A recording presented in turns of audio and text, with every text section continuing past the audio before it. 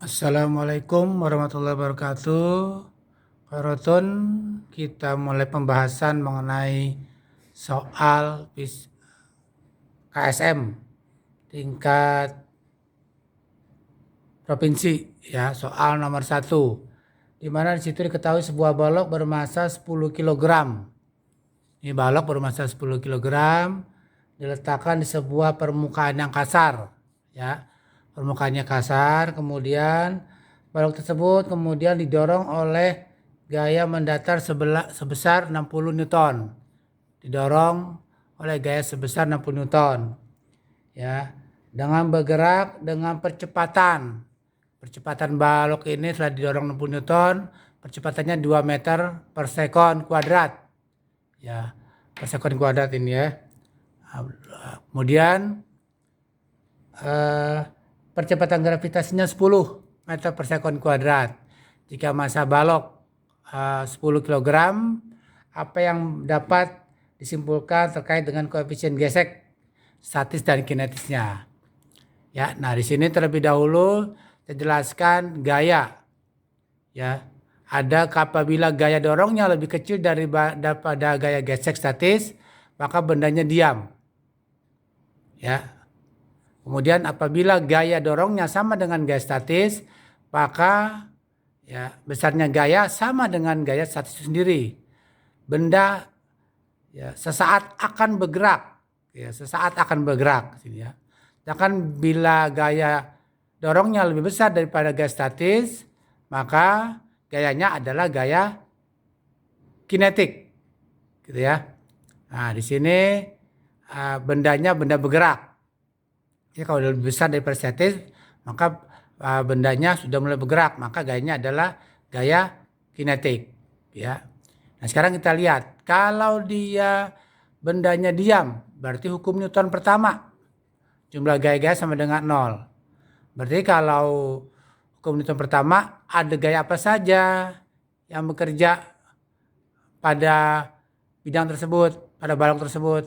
Berarti ada gaya dorong dan gaya gesek, karena permukaannya kasar. Ya berarti gaya dorong dikurang gaya gesek karena berlawanan. Kalau gaya dorongnya ke sono, ya ke kanan, maka gaya geseknya ke kiri. Gaya gesek itu gaya berlawanan. Ya gaya dorong ke kanan, gaya geseknya ke kiri. Ya.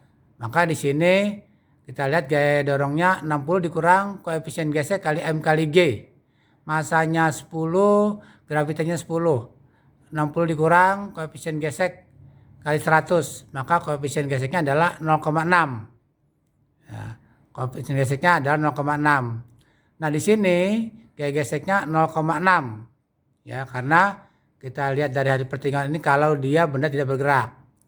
Kemudian kalau bergerak berarti hukum Newton kedua. Ya, kalau bergerak berarti di sini hukum Newton kedua. Hukum Newton kedua adalah gaya dorong dikurang gaya gesek kinetik sama dengan massanya 10 kali 2 percepatannya 2 meter per sekon kuadrat. Ini kuadrat nih, ya. Ya.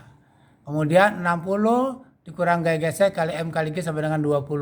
Maka gaya gesek kinetiknya adalah 0,4, gitu ya. Nah, kemudian soal untuk nomor 3. Ya. Ada sebuah massa, ada sebuah pegas, ya. Kemudian di sini digantung, ya. Pertama dalam kondisi tidak bergerak karena belum dikasih beban. Setelah dikasih beban, ya, ini pertambahan panjang pegas menjadi 20 cm. Ya. Pertanyaannya adalah berapa energi potensial pegas setelah pegas tersebut diberikan dengan massa beban 1 kg. Ya, kita cari dulu konstanta pegas daripada pegas ini berapa. Gaya pegas sama dengan konstanta dikali dengan pertambahan panjang. Maka konstantanya adalah gaya dibagi dengan pertambahan panjang. Gayanya M kali G, masanya 1 kali gravitasi 10 per delta X. Delta X ini jadikan ke dalam meter, 0,2. Sehingga konstanta pegasnya adalah 50 Newton per meter. Energi potensial pegas, itu rumusnya adalah setengah konstanta kali perubahan panjang kuadrat. Berarti setengah kali K-nya 50 kali delta X, 0,2 kuadrat. Sehingga energi potensial, soal bukan energi kinetik nih. Energi potensialnya adalah 1 joule gitu ya. Energi potensialnya adalah 1 joule.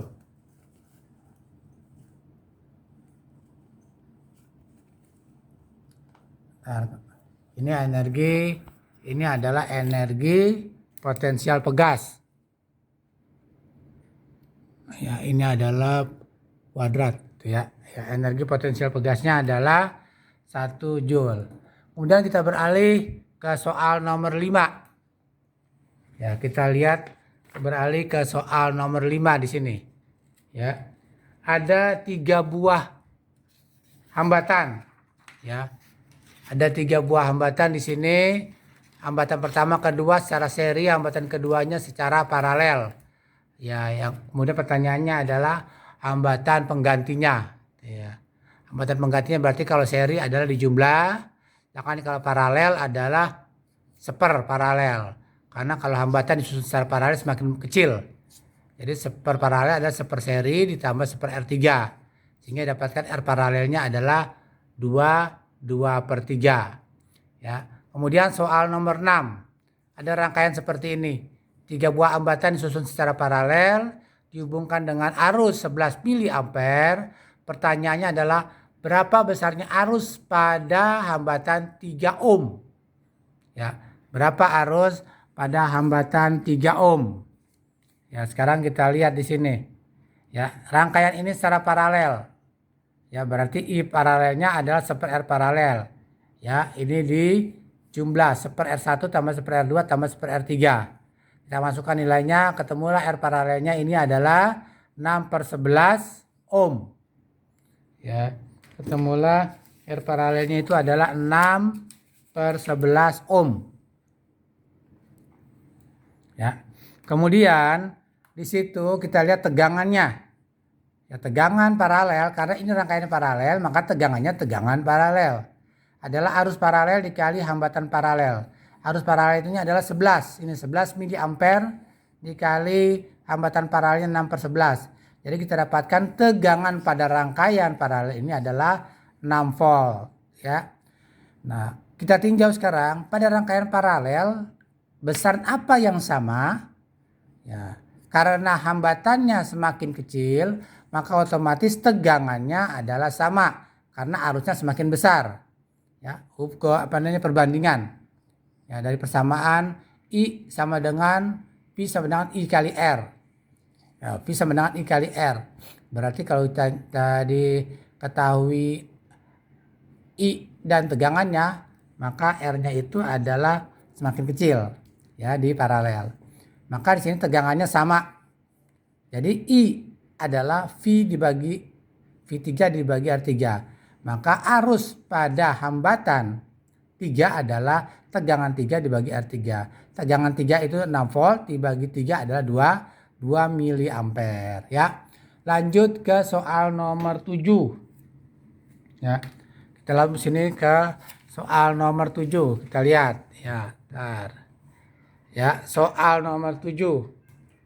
Ya, soal nomor 7 ya, di situ ada air sebanyak 200 gram pada suhu 25 derajat Celcius. Didinginkan sampai membentuk es pada suhu min 20 derajat Celcius. Jika kalor laten pembekuan es adalah 80 kalori per gram, kalor jenis es adalah 0,5 kalori per gram derajat Celcius, dan kalor jenis air adalah 1 kalori per gram derajat Celcius, tentukanlah kalor yang dibutuhkan untuk proses ini. Nah ya, nah di sini berarti dari ya air pada suhu 25 derajat Celcius berarti turun ke bawah dia. Ya, Bapak buatnya dari bawah ke atas. Ya. Nah, di sini dari 25 derajat Celcius dia turun ke 0. Ya. Dari air menjadi air es. Ya. Air es, di sini air dan air es itu yang berubah adalah perubahan wujud, kalau lebur namanya. Air menjadi air es. Ya, kemudian di sini ya dari air es menjadi es min 20 derajat Celcius. Jadi perubahannya itu ada 3. Ini perubahan kalor terhadap suhunya, ini perubahan wujud, ini perubahan kalor terhadap suhunya. Ya. Nah, ini gambar seperti ini kira-kira nih. Tuh ya. Nah, masanya 200 gram, sehingga kita cari ada Q1, Q2, Q3. Nah, Q1 itu adalah perubahan suhu dari min 20 ke 20 ke 0. Jadi delta T-nya adalah, delta suhunya adalah 20. Kemudian C-nya itu apa? S. Ya, kalor ya. Kalor jenis S-nya itu adalah 0,5 kalori. Ya, jadi massa 200 kali kalor jenis S 0,5 kali suhu. Perubahan suhu 20 jadi 2000 kalori. Kemudian Q2 ini perubahan wujud kalor lebur. Ya. Kalor lebur atau kalor laten, ya. Di situ M kali L. Ya, kalor leburnya di situ adalah L-nya 80 kalori. Masanya 200, jadi 200 kali 80 16.000 kalori. Kemudian Q3 perubahan suhu juga dari 0 derajat ke 25 derajat. MC delta E. Masanya 200, C-nya kalor air. Ya, kalau jenis air adalah 1 kalori. Nih, 1 kalori. Ya, dikali perubahan suhunya 25. Jadi dapatkan 5.000 kalori. Sehingga total seluruhnya dari perubahan ya suhu ini dan perubahan wujud ini adalah Q1 tambah Q2 tambah Q3 23.000 kalori ya. Kemudian yang terakhir di sini soal nomor 8. Ya. Soal nomor 8 di situ lihat ya, soal nomor 8 ya. Soal nomor 8 di situ ada suatu balok diletakkan pada bidang miring. Ya, baloknya beratnya 510 Newton. Berapa gaya minimum yang diperlukan supaya balok bisa bergerak ke atas? Nah, lihat. Nah, ini sebelum ke fisika matematik dulu nih. Ya, jadi balok ini bergerak ke bawah turun ya. Ya, maka secara matematis trigonometrinya di sini diperjelas nih. Tuh ya. Jadi di sini karena dia gaya normal, balok itu terhadap bidang miring ada gaya normalnya. Gaya normalnya ke sana adalah W cos. Sedangkan ini adalah W sin. Ini W, kesininya adalah W sin. Ya, kalau ini sudut. Sudut, depan sudut adalah W sin, berimpit dengan sudut adalah W cos. Ya, ini adalah berat balok. Ya, pertanyaannya adalah berapa gaya minimum? Ya, kita cari dulu sisi miringnya nih. Ini Pitagoras, 8 kuadrat tambah 15 kuadrat dapat 17. Tuh, 17 ya. Sisi miringnya 17. Sin adalah Y per R. Y-nya 17, R-nya adalah 8. Ya. Sin adalah Y per R. Y-nya itu adalah 8, sorry. Sin Y per R, Y-nya 8, R-nya 17. Supaya balok akan bergerak, berarti kan belum bergerak, akan bergerak. Kita pakai gaya minimum.